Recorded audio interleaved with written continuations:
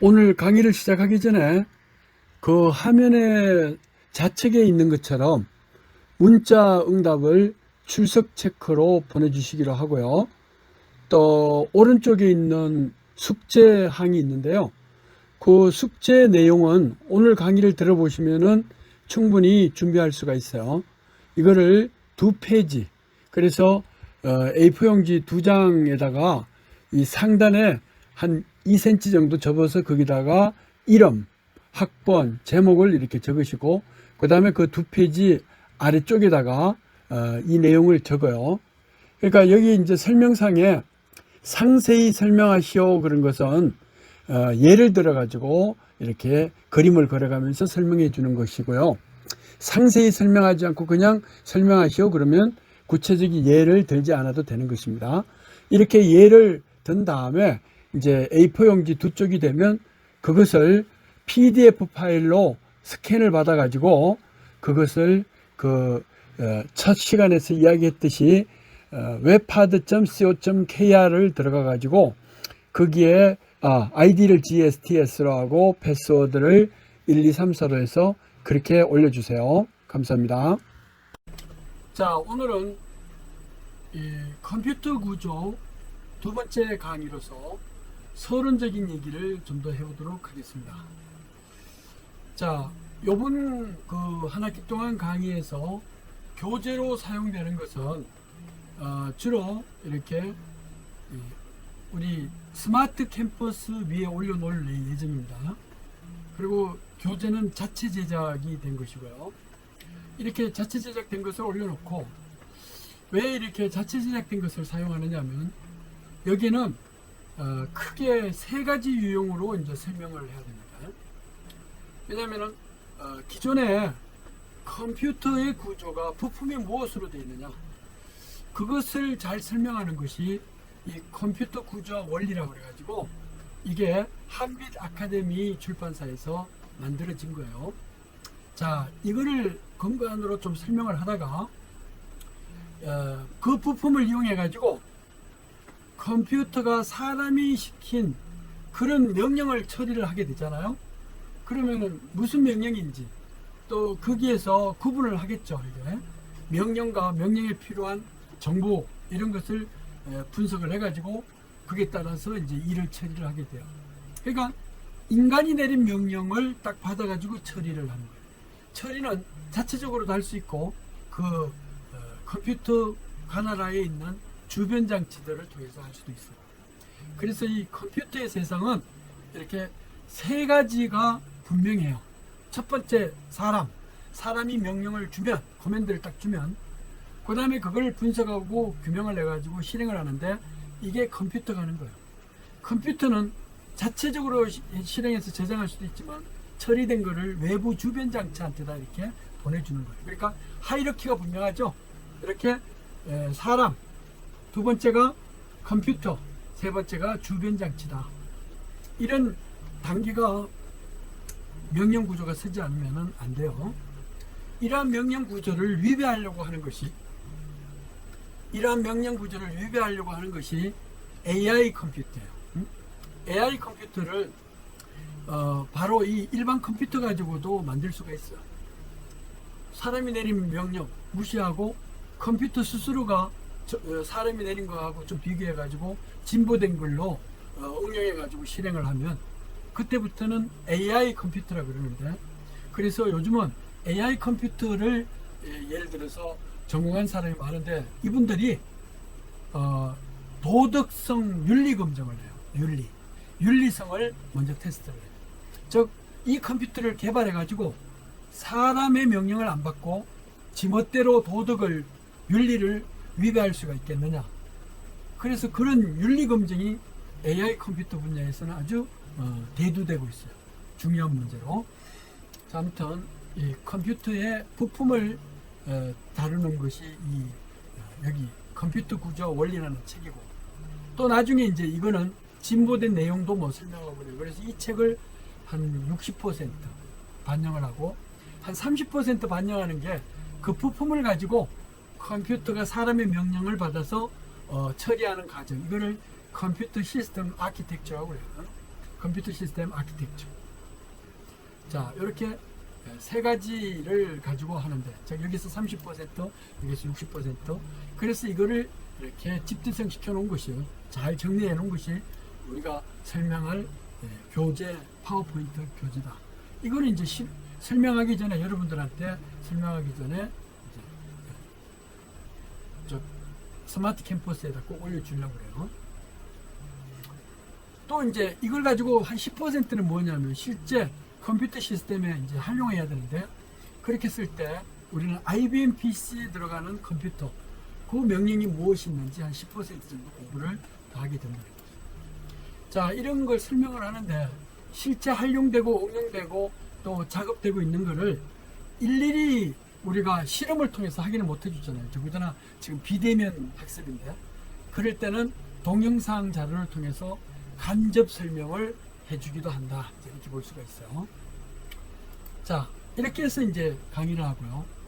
우리가 지금 IT 융합 전공 학과를 다니고 있어요. IT 융합 전공이라는 학과를. 그러면 IT 융합이라는 게 무엇이냐?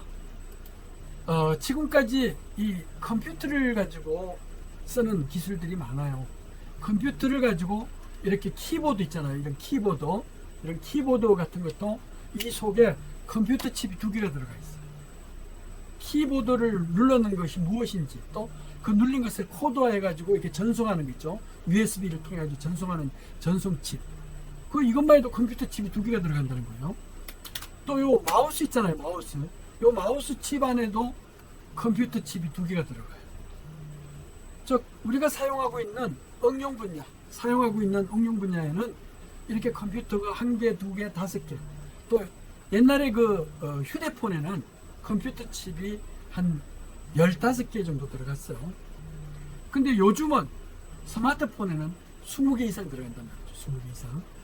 이렇게 각각 들어가가지고 어떤 컴퓨터는 그래픽을 처리하고, 어떤 컴퓨터는 마이크를 처리하고, 어떤 컴퓨터는 동영상을 처리하고, 어떤 컴퓨터는 또 전송을 처리하고, 뭐 이렇게 다양해요. 그래서 컴퓨터 개수가 20개 이상으로 이루어져 있다. 이런 컴퓨터 칩을 결국은 가지고 옛날에 즉 한 10년 전까지만 해도 이게 응용 기술이 키보드를 다루는 기술, 마우스를 다루는 기술, 이게 각각 기능별로 다 달랐어요.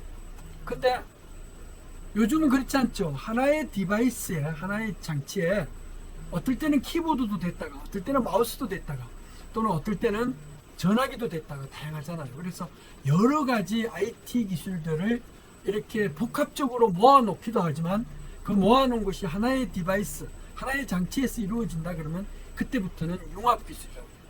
응용이 융합이 되어 있다. 그래서 우리가 전공하는 게 IT 융합학과라고 그래요. 다양한 IT 응용 기술들을 모아놓으면 IT 복합, IT 응용 기술이라고 그러고, 이런 것들이 하나의 스마트한 디바이스 장치에서 돌아가게, 어떨 때는 키보드, 어떨 때 이게 버튼에 의해서 선택을 하고 뭐 이렇게 하면은 그때부터는 IT 융합 디바이스라고 이야기를 한다. 이렇게 이야기를 할 수가 있어요. 자, 그래서 우리가 IT 융합 전공이라 그러면 개별 응용별로 컴퓨터 칩이 뭐 어떤 데는 1개 들어가고, 어떤 게 2개 들어가고, 5개 들어가고, 뭐 이렇게 이런 것들을 다 모아놓으면은 컴퓨터 칩이 보통 뭐 수십 개가 되겠죠. 이런 것들을 왜 이렇게 따로따로 컴퓨터를 쓰느냐, 뭐 따로 쓸 수도 있지만 빨리 하려면 이거를 하나의 컴퓨터 칩에서 어떨 때는 이걸 갖다 쓰고, 어떨 때는 저걸 갖다 쓰고, 이렇게 하면은 융합이 되겠죠. 그래서 요즘은 이렇게 스마트 IT 융합 디바이스는 뭐 대표적인 하나의 컴퓨터가, 이제 그 컴퓨터도 한 5개, 10개가 이렇게 병렬로 막 연결되어 있어요.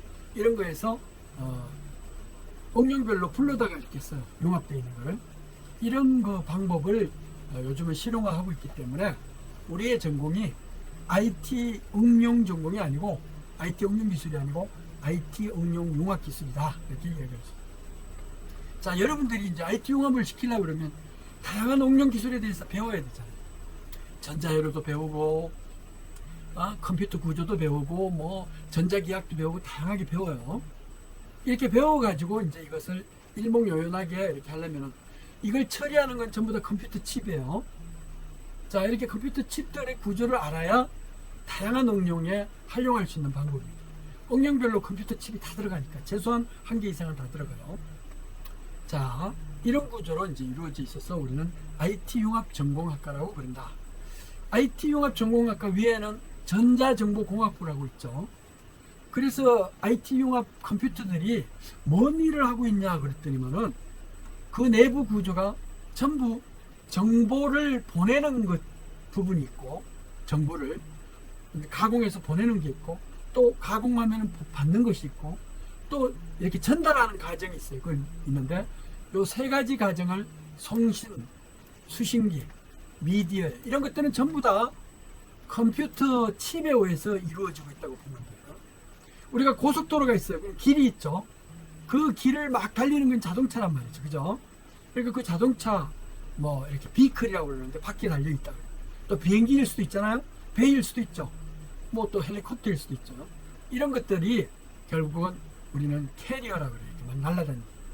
그러니까 도로를 날아다니는 것 전부 운송 시스템이라고 할 수 있어요.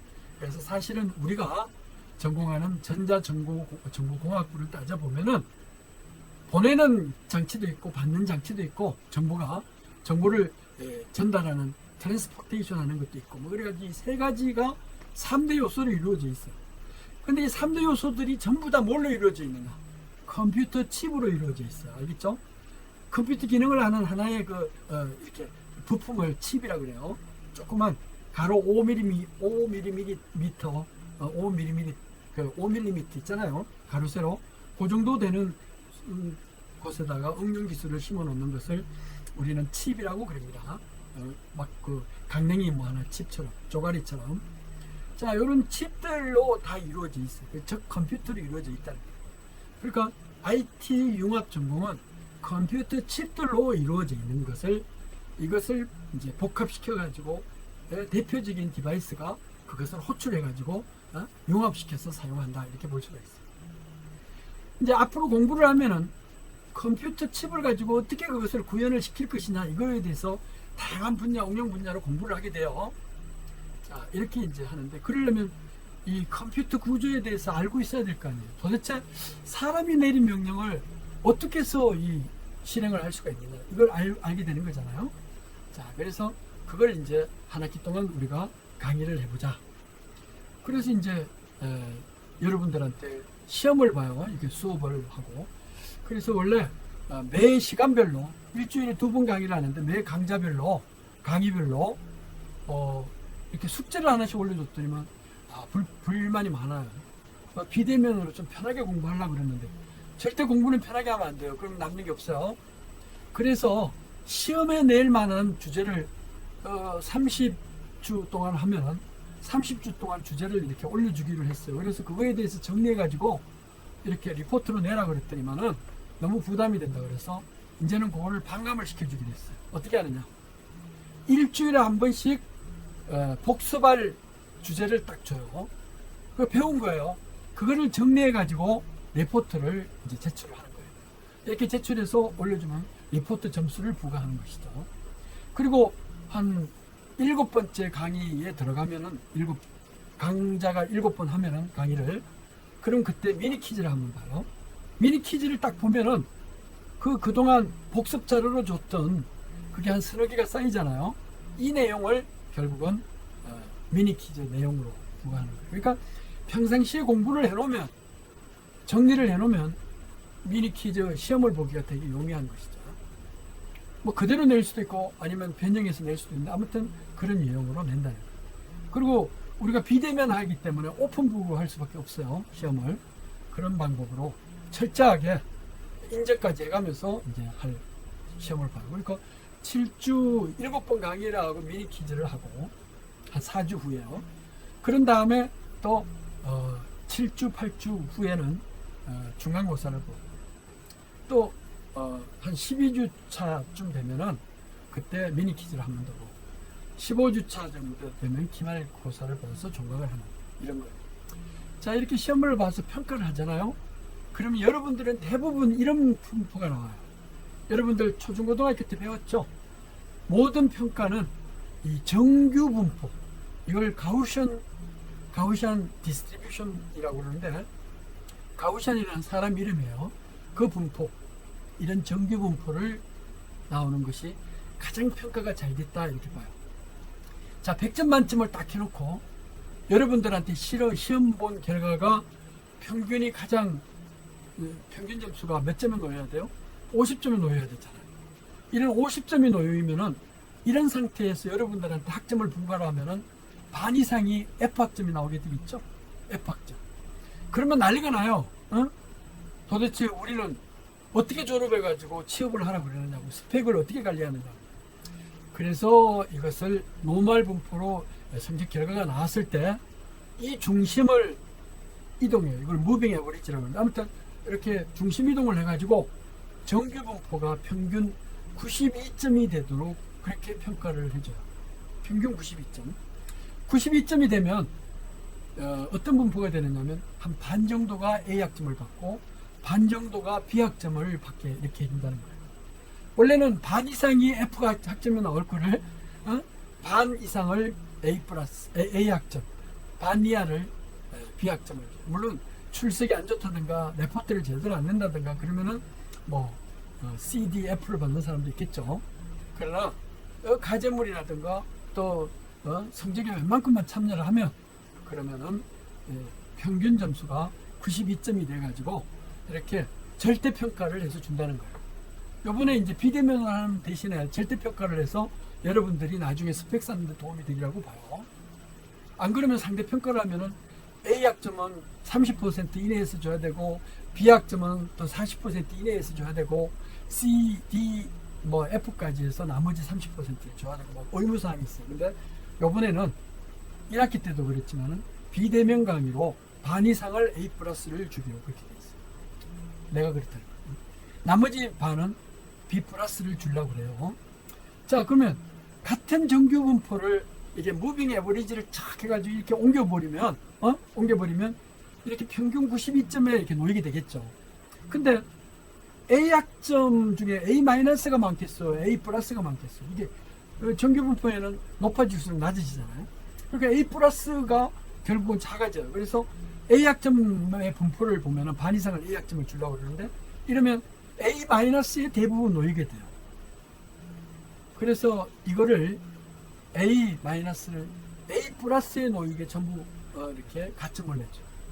A학점 내에서 B학점 내에서 마이너스를 주냐 플러스를 주냐는 것은 여러분들을 인정을 해주면은 그만큼 잘 먹고 잘 살 수가 있겠죠. 스펙이 잘 쌓여질 거 아니에요.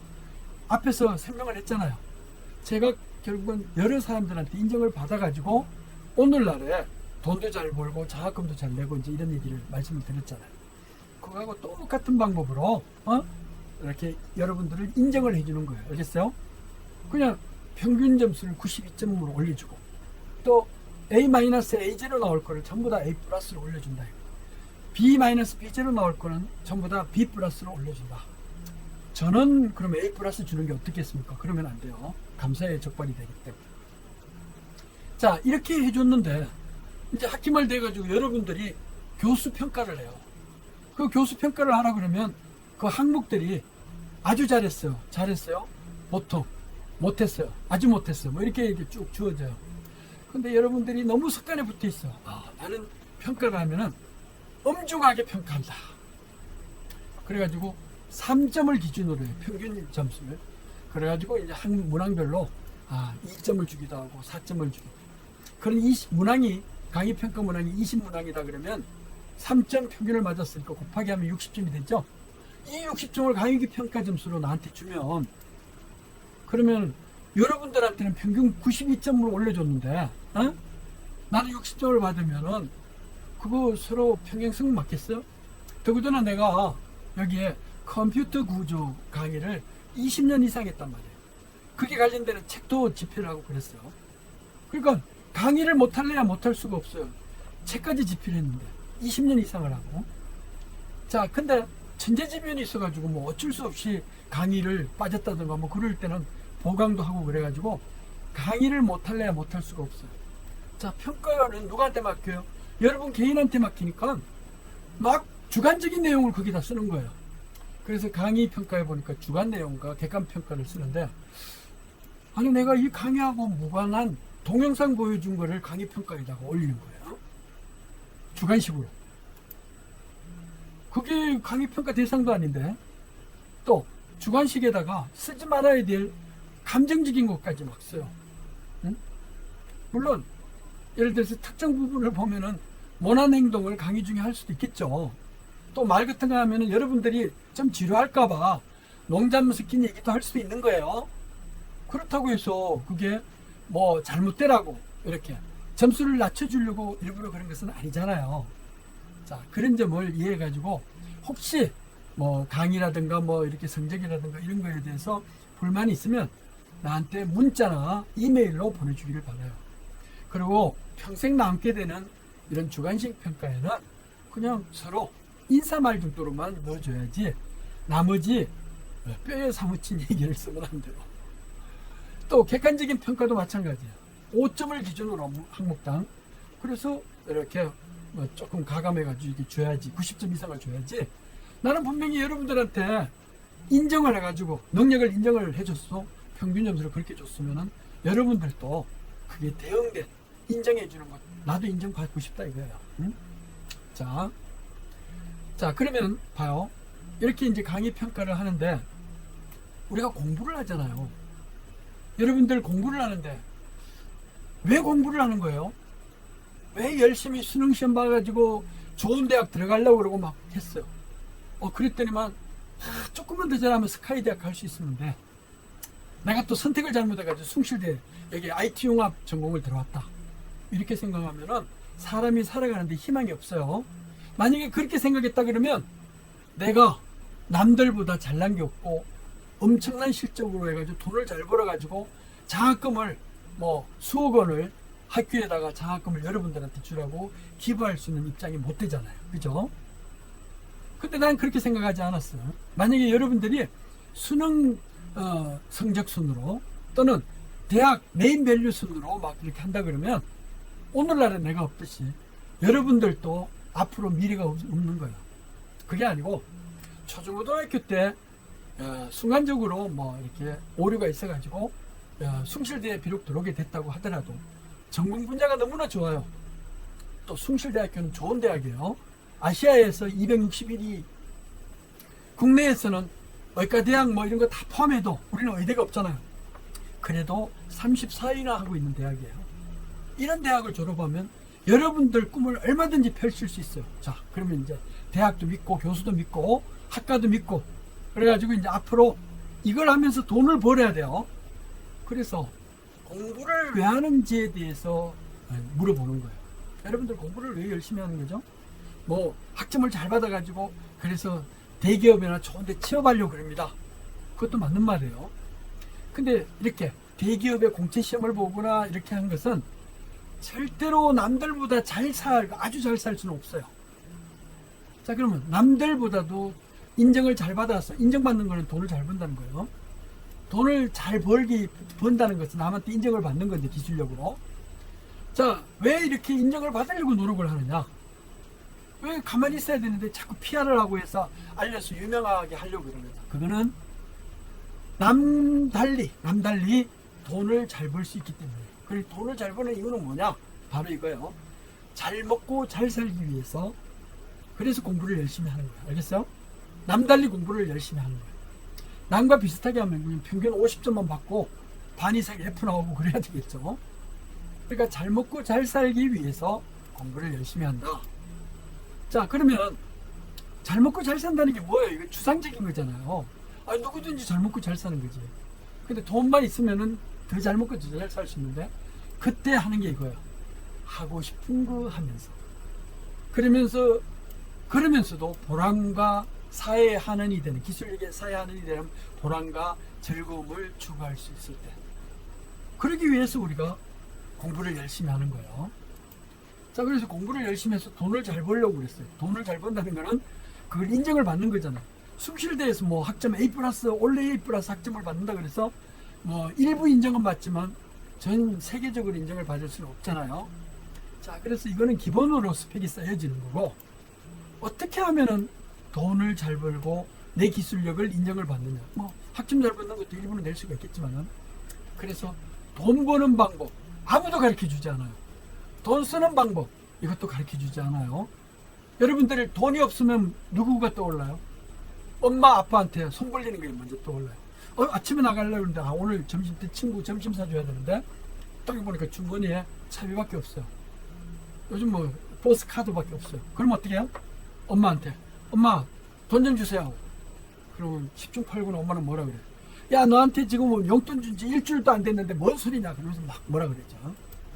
그러니까 지금까지 돈 버는 방법, 돈 받는 방법밖에는 몰라요. 부모님한테.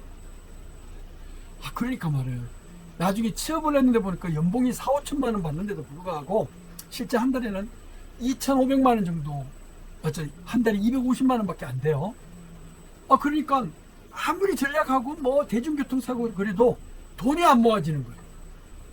그러니까 집을 못 사요. 결혼을 해도. 어떻게 해요? 부모님한테 손을 벌리고. 엄마 아빠 이게 유산 상속할 거 있으면 미리 주세요. 내가 아무리 돈을 모아도 재산이 못 모을 거 있죠. 집을 못 살 것 같아요. 요즘 그러잖아요. 20, 30대에서 희망이 없어졌다고 그러더라고. 그러니까 우리 두 딸도 막 그래요. 그래서 내가 단호하게 이야기. 공부할 때는 돈 대주지만 다 졸업했어요. 지금 뭐 SK 하이닉스도 다니고 또 공학 박사하기도 하고 그랬어요. 한 명은.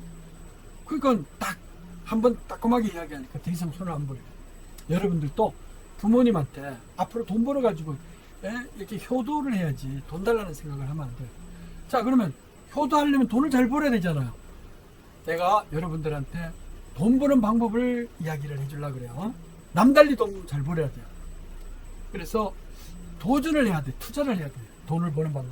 특이하게 도전을 해요. 남달리. 어디 공채시험 보고 뭐 수능시험 봐가지고 그거의 순위에 의해서 뭐 어디 들어가고 이렇게 하면은 그냥 평준화가 돼가지고 우리 절대로 경쟁력을 낼 수 없어요. 내가 맨날 이야기하지만 삼성전자나 LG전자 취업하고 나서 대기업 들어가는 게 목표인 사람들이 우리 숭실대는 반 이상이에요. 졸업생에. 그 사람들은 한결같이 그래요.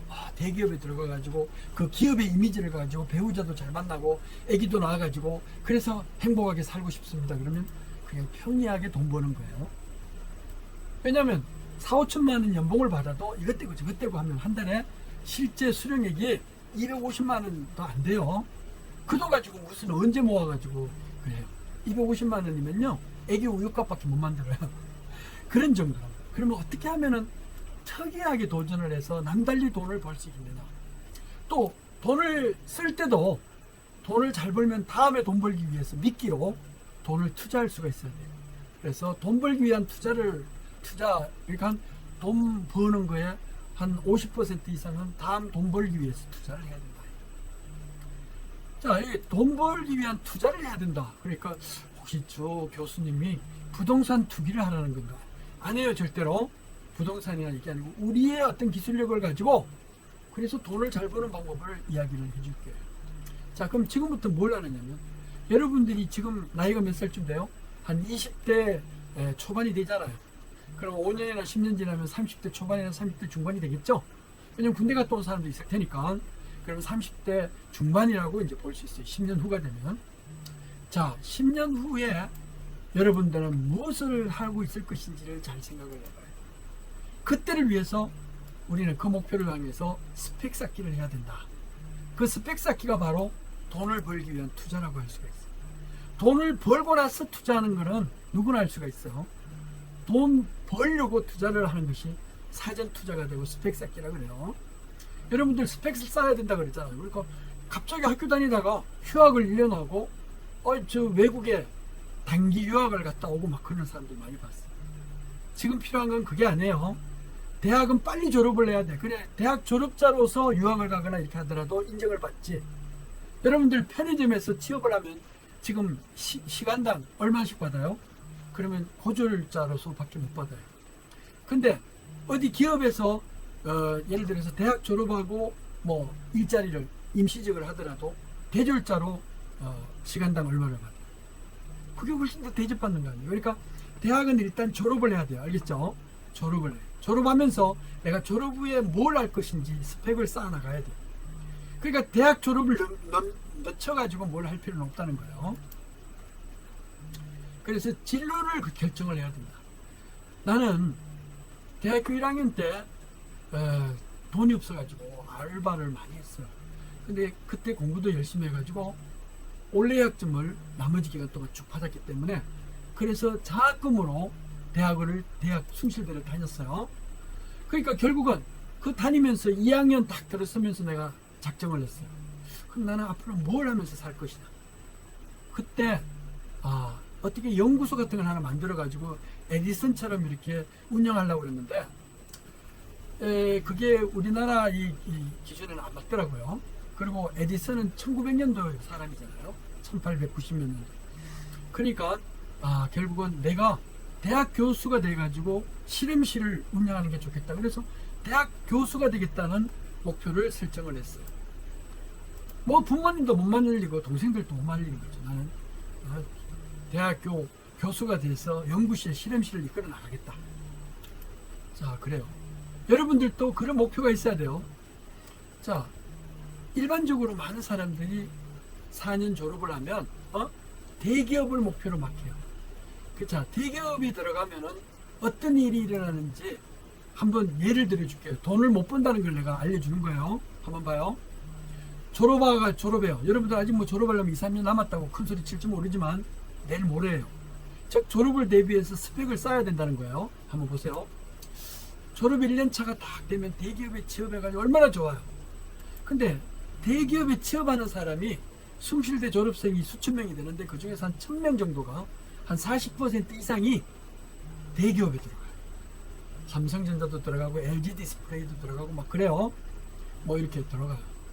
근데 이상하게 수능 성적이 좀 좋았던 스카이대 출신들은 10%도 안 되는 인원이 대기업에 들어가요.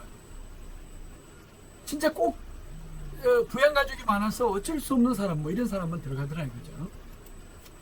자, 근데 이렇게 왜 스카이대 출신들은 10% 미만인데 우리 숭실대는 40% 이상 들어가느냐 물어봤어요. 야, 저 공부 좀 더 해가지고 유학도 좀 갔다 오고 그런 게 낫지 않느냐 그랬더니만은 저는 공부하고 싶은데요. 저는 더 스펙을 쌓고 싶은데요.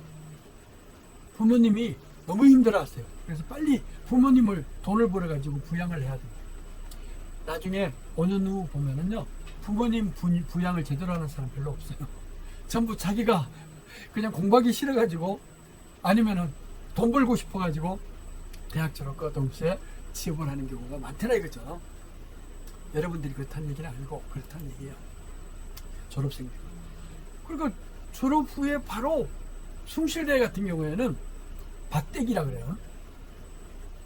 열심히 IT 융합 전공 뭐 전자전공을 키워놓으면은 40% 이상을 탁 잘라가지고 대기업에 합격을 시켜버려요. 대기업에 들어갔으니까 그동안 네임밸류로 서울대보다는 숭실대가 떨어진다 뭐 이런 소리를 하던 사람들이 대기업에 들어갔으니까 목에 힘도 주고 양복도 쫙 맞춰있고 양장도 딱 껴있고 해가지고 그냥 9 to 5 9시 출근해가지고 5시에 퇴근하고 이렇게 해가지고 배우자 좋은 사람 만나가지고 결혼도 하고 애기도 낳고 막 그래요. 자, 그러면서 5년쯤 되면은 그러면은 이상하게 대리 시험을 봐요. 성진 시험을 봐요. 성진이 계속 될 거 아니에요. 근데 반 이상이 대리 시험에서 탈락을 해요. 그래가지고 7년 차에 대해서 붙잡고 물어보면 졸업생의 40% 이상이 분명히 들어갔음에도 불구하고 실제 그게 남아있는 성진에서 남아있는 사람은 20%밖에 안 된다는 거예요. 나머지 사람은 자존심이 상할 거 아니에요. 5년 동안 열심히 공부했는데 성진 시험에 떨어졌다고 그래가지고 할 수 없이 후배들하고 같이 사원 이름 들을 수가 없으니까 자기가 그 당시에 업체를 거래하면서 알고 났던 중견 중소기업이나 이런 데 취업을 해서 이직을 해요. 이직을. 알겠죠? 이직을 한다는 거죠. 자, 근데 한 7년 차 정도 되면은 스카이대 출신들이면서 같은 학번들이 대기업으로 막 취업을 해서 들어와요. 한 80% 이상이 취업해서 들어와요. 그러니까 처음에 졸업과 동시에는 10% 미만으로 들어오지만 나중에 외국 유학을 간다든가 대학원을 들어가 가지고 박사학위를 받고 나서 그 사람들이 80% 학부 졸업생의 80% 이상이 이렇게 대기업으로 들어와요. 그래서 대기업 보면은 이제 이때 박사학위를 받고 들어오거나 또 유명한 전공인이 돼서 들어오는 사람들은 그러면은 차장이나 부장이 돼 있어요. 스카우트 돼서 들어와요. 그리고 이때 들어오는 사람은 공채 시험을 봐서 절대로 안 들어와요. 공채 시험으로 들어오는 사람에 의존을 하면은 그 기업은 망할 수밖에 없어요. 왜? 기술이 평준화가 되어버렸단 말이에요. 학점은 좋을지 모르지만 그 기업에서 쓸만한 기술은 없어요. 즉 전공 분야의 대가가 되는 박사학위를 받은 사람의 기술, 즉 그런 사람들이 그 기업을 선도해가지고 나가는 거예요. 그러니까 그런 사람들이 대학 졸업 후 5년에서 7년 사이에 막 들어와요. 스카우트 돼서 들어와요. 그렇게 들어올 때는 면접 시험만 봐서 들어와요. 왜? 박사학위라는 게 뭐냐면은 프로페셔널 라이선스라 그래요. 알겠죠? 전문 직업인을 가르칠 수 있는 지도자를 박사학위 자격증을 갖는 사람이라고 그래요. 석사학위는 2년만 하고 마스터라고 그래요. 박사학위는 5년 이상을 해요. 석박사를 5년 이상 하려면. 자, 그래가지고 5년이나 7년 후에 이제 외국이나 국내 대학에 원해서 다니면서 박사학위를 하고 착 들어와요. 이 사람들이 차장이나 부장이 되면 이제 막 5년 7년 돼가지고 대리 시험에 합격해가지고 다니는 사람은 차장이나 부장이 되려고 그러면은 한 20년, 15년, 20년 걸려요. 월급도 한 몇 배 차이가 나요. 물론 5년 동안 못 받은 거 받는다고 그러지만 앞으로 30년 이상을 그 회사에서 종사를 한다 그랬을 때 그럴 때 훨씬 더 대접이 좋은 거잖아요. 또 이런 얘기 해주니까 아이고 석박사하면 돈 5년 동안 내야 되고 써야 되는 거 아닙니까? 그런데 사실은 어떻게 돼요? 미래를 향해 가지고 투자를 하는 거지만 이렇게 졸업 후에 전공 교수님 찾아가면은 등록금도 해주고 생활비, 실비로 어느 정도 지원도 해줘요. 그러니까 그런 걱정할 필요가 없어요. 그러니까 월급만 제대로 못 받는 거지. 기본적인 여건은 이렇게 전문 분야에서 지원을 해준단 말이에요. 그걸 지원 못 해주는 사람은 유능한 박사를 배출을 못 하는 거죠, 사실은. 그렇게 박사 배출하면 뭐예요? 돈도 못 버는데, 안 그러겠어요? 그래서 여러분들이 미래를, 진로를 결정을 할 때 졸업과 동시에 취업할 생각, 뭐 어쩔 수 없으면 할 수 없지만 그 취업보다는 창업을 하거나 유학을 가거나 대학원을 들어가서 국내외 대학도 많고 대학원도 많고 숭실대 대학원도 좋은 전공 분야가 많아요. 여기서 돈을 버는 투자를 먼저 하나 이거죠. 이게 더 성공적이에요. 이렇게 하면 보편화해가지고 공채 시험으로 해서 대기업 들어가는 거에 비해서 5년, 7년 후에는 한 몇 배 이상의 인건비도 받을 수 있어요. 즉 돈을 잘 번다는 거예요. 몇 배 이상.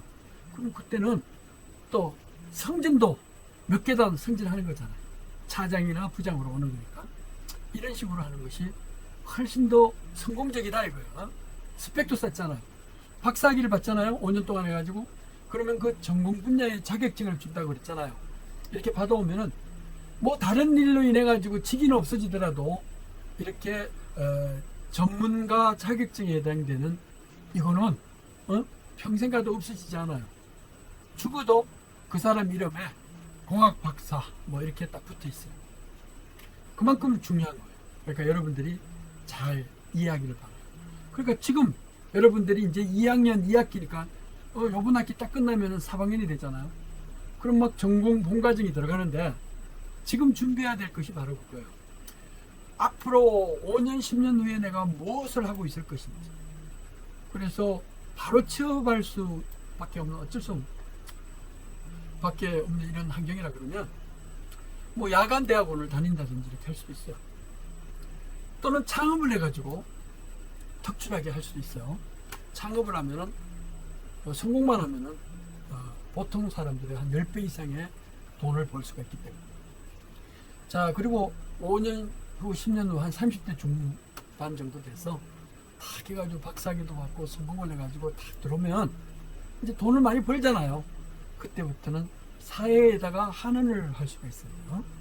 그래서 사회에 환원을 할 수 있는 거. 돈 있어야 환원하잖아요. 장학금도 내주고 불우이웃 돕기도 하고 그러죠. 돈 없으면 할 수 있어요. 그래서 정상적으로 여러분들이 능력을 인정받는 라이센스 자격증을 받아가지고 일반 자격증이 아니고요. 전문가 자격증, 그걸 우리는 공학 박사 자격증이라고 그래요. 이거를 받아가지고 사회에 그 기술을 환원을 하는 거예요. 그래서 여러분들 위인전기 읽어보면은 장애인인데도 뭐 30대 초반에 의사가 된다든가 뭐 이렇게 하면서 그 사람이 아프리카로 가가지고 그래서 부부가 나머지 일생을 그 어렵고 힘든 사람들한테 이렇게 인수를 베풀어가지고 나중에 노벨상도 받고 막 그러잖아. 그 사람이 누구예요? 슈바이처 박사 뭐 이런 사람이. 자, 또 그러기 위해서는 그때부터는 박사 자격이 있으면 연구를 해가지고 사회에 기여를 해서 훨씬 더 고부가가치의 기술을 발휘할 수가 있어요. 그런 사람이 많아요. 예를 들어서 KT 회장을 하는 이런 황 회장님 같은 경우에는 반도체에서 쓰이는 그런 기술을 황해 법칙을 만들어 가지고 삼성전자에서 보통 연봉의 한 10배 이상을 받다가 몇십 년 동안 근무하다가 이제 그쪽에서 그만두고 이렇게 KT 그룹의 회장이 되는 뭐 이런 사람들도 있고 그래요.